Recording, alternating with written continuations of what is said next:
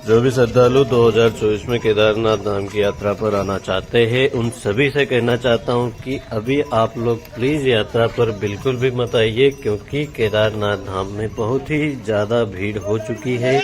उसके बावजूद भी अगर आप लोग यात्रा पर आना चाहते हैं तो पहले इन तस्वीरों को देख लीजिए। दोस्तों, गौरीकुंड से लेकर केदारनाथ धाम तक जहां जहां पर पैदल मार्ग टूटा हुआ है वहां पर भयंकर भीड़ और भयंकर जाम लग रहा है।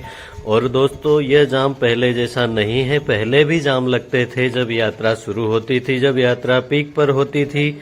ऐसे समय पे हर बार केदारनाथ धाम पैदल मार्ग पर जाम लगता है। आपने सभी ने देखा होगा, पहले भी कई बार केदारनाथ धाम में ये जाम की स्थिति उत्पन्न हुई है। मगर अभी जो जाम की स्थिति है यह बहुत ही ज्यादा डरावनी तस्वीरें आपको देखने को मिलेगी, क्योंकि जो केदारनाथ धाम में जहां पे बादल फटने के कारण रास्ते अवरुद्ध हुए हैं, जो रास्ते टूट चुके हैं पूरी तरह से, उन जगहों पर अभी केदारनाथ धाम में जाम लग रहा है।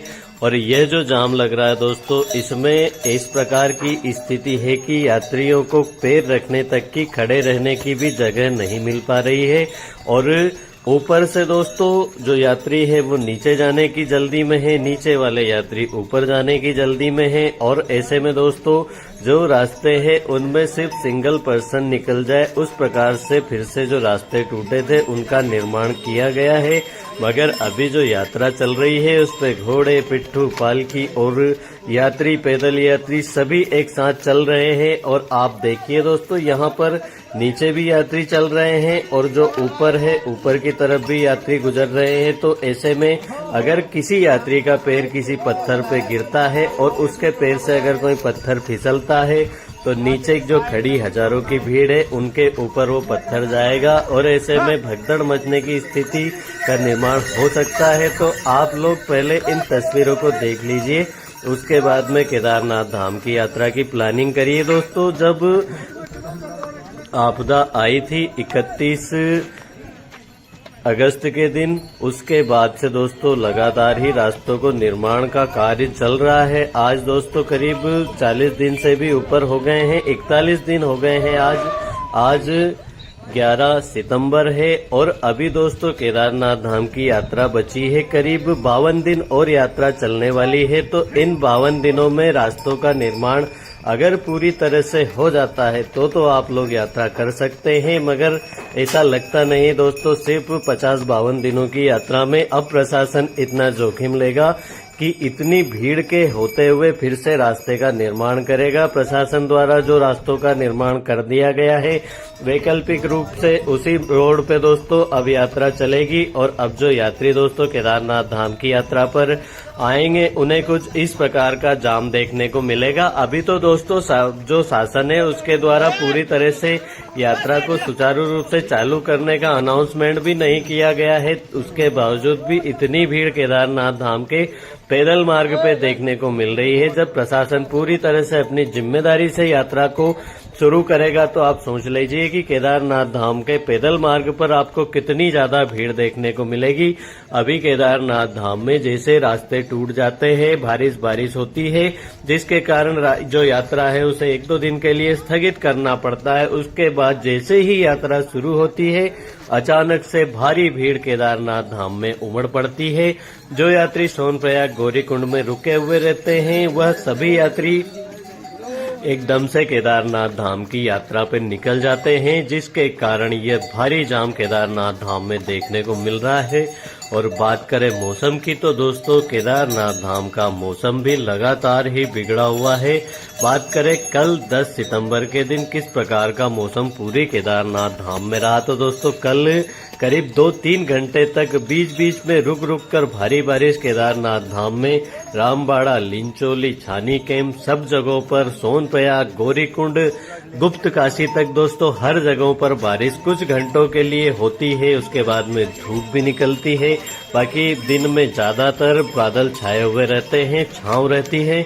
कुछ घंटों के लिए केदार घाटी में धूप निकलती है और पूरे दिन का जो मौसम है खराब बना हुआ रहता है। जब बारिश होती है तो कुछ मिनटों या कुछ घंटों के लिए होती है, मगर इतनी जबरदस्त बारिश होती है कि पूरी तरह से जो यात्री है सभी को भिगो कर रख देती है। तो ऐसे में आप देखिए ये जो रास्ते हैं दोस्तों, इन रास्तों में जब तक ये रास्ते पूरी तरह से बन नहीं जाते, जैसे पहले रास्ते थे उस प्रकार से अगर रास्तों का निर्माण होता है तो आप लोग सुरक्षित यात्रा कर सकते हैं। और अगर ऐसी यात्रा अगर आप लोग करते हैं तो यहाँ पे जान का जोखिम हमेशा बना हुआ रहेगा, क्योंकि अभी जो यात्रा चल रही है वहाँ पर जो रास्ते टूटे हुए हैं उन रास्तों पर इस प्रकार से यात्रा चलनी चाहिए। व्यवस्था इस प्रकार से होनी चाहिए कि एक पुलिस का जवान इस साइड में खड़ा रहेगा और एक जो रास्ता टूटा है उसकी परली साइड खड़ा रहेगा, ताकि जो श्रद्धालु है जो नीचे से आने वाले हैं उन्हें एक बार ऊपर चढ़ा दिया जाए, फिर उन श्रद्धालुओं को रोका जाए और जो उधर दूसरी साइड से जो श्रद्धालु हैं उन्हें वापस भेजा जाए। इस प्रकार से अगर यात्रा चलती है तो यात्रा सेफ रहती है। और अगर दोनों ही तरफ से यात्री इन टूटे फूटे रास्तों पर एक साथ में चढ़ाई कर देंगे, चढ़ने वाले चढ़ रहे हैं, उतरने वाले घोड़े पिट्ठू। अब ये पालकी देखिए दोस्तों, 4 व्यक्ति इस पालकी को लेकर जाते हैं, मगर 2 आदमी किस प्रकार से इस पालकी को उसी भीड़ में चल रहे हैं। तो मैं आप सभी से यही निवेदन करना चाहता हूं कि इस भीड़ का हिस्सा मत बनिए। बहुत ही ज्यादा दर्दनाक हादसा इस भीड़ में कभी भी हो सकता है, किसी का भी पैर फिसल सकता है और कोई भी श्रद्धालु नीचे गिर सकता है। बहुत ही ज्यादा नुकसान ऐसे में होने की संभावनाएं लगातार ही बनी हुई है। केदारनाथ धाम की जो यात्रा अभी चल रही है उसमें किसी भी प्रकार की कोई व्यवस्था आपको देखने को नहीं मिलेगी।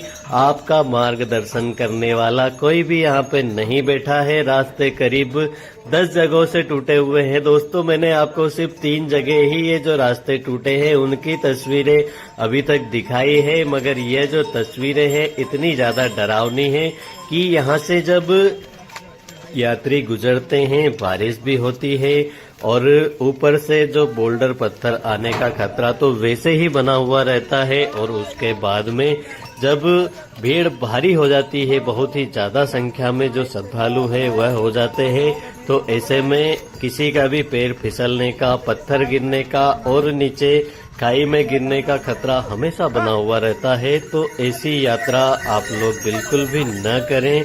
यात्रा से बचिए। जब तक रास्ता पूरी तरह से ठीक नहीं हो जाता तब तक आप लोग यात्रा न करें दोस्तों, क्योंकि मैं ये इसलिए कह रहा हूँ कि अभी जो भीड़ है ये सिर्फ संकेत मात्र है। अभी आने वाले दिनों में 15 सितंबर के बाद में केदारनाथ धाम में भारी भीड़, अभी तो आप चवन्नी समझ लीजिए इतनी भीड़ है। आने वाले दिनों में आपको बहुत ही ज्यादा भीड़ देखने को मिलेगी।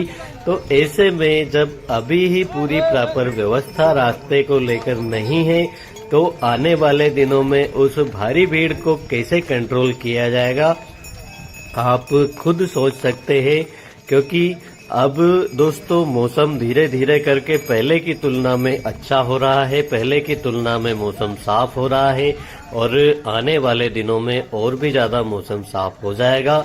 पर उस समय पे जो ये रास्ते हैं, इन रास्तों पर अभी दोस्तों जो केदारनाथ धाम में पहुंचने वालों की जो संख्या है, जब लास्ट बात करें सबसे ज्यादा इन दिनों में जो संख्या हुई थी बीते सोमवार के दिन, वह करीब 12,000 के करीब श्रद्धालु थे। तो उन दिनों में अभी जो 12,000 तक ही श्रद्धालु है और इतने ज्यादा अव्यवस्था यहाँ पर देखने को मिल रही है रास्तों में। तो जब यात्रा पीक पर होती है, ऐसे समय में 30 से 35,000 यात्री प्रतिदिन केदारनाथ धाम की यात्रा पर आते हैं, तो उस भीड़ को कैसे कंट्रोल किया जाएगा आप खुद सोचिए। और केदारनाथ धाम की यात्रा पर आने वाले दिनों में इस प्रकार की भीड़ देखने को मिलेगी। पूरे रास्ते एक के ऊपर एक रास्ते बनाए गए हैं और इन रास्तों पर जब भीड़ आती है तो भीड़ अनियंत्रित है दोस्तों। भीड़ को नियंत्रण करने वाला कोई नहीं है, कोई दिशा निर्देश यहाँ पर आपको देखने को नहीं मिलेगा, कोई जवान पुलिस का भी आपको इन रास्तों पर नहीं मिलेगा। तो ऐसे में जो भीड़ है वही भीड़ को कंट्रोल करती है और भीड़ ही सारा कुछ, जो घोड़े पिट्ठू वाले हैं वही गुजरते हैं, पैदल यात्री फंसे हुए रह जाते हैं। तो ऐसे में आप लोग जब केदारनाथ धाम की यात्रा पर आएं, उससे पहले यह पूरी तरह से सुनिश्चित कर लीजिए कि क्या अभी केदारनाथ धाम यात्रा पूरी तरह से सेफ है। अगर दोस्तों आपको ऐसा लगे कि यात्रा अभी सेफ नहीं है तो इस वर्ष दोस्तों केदारनाथ धाम की यात्रा पर आने से बचिए।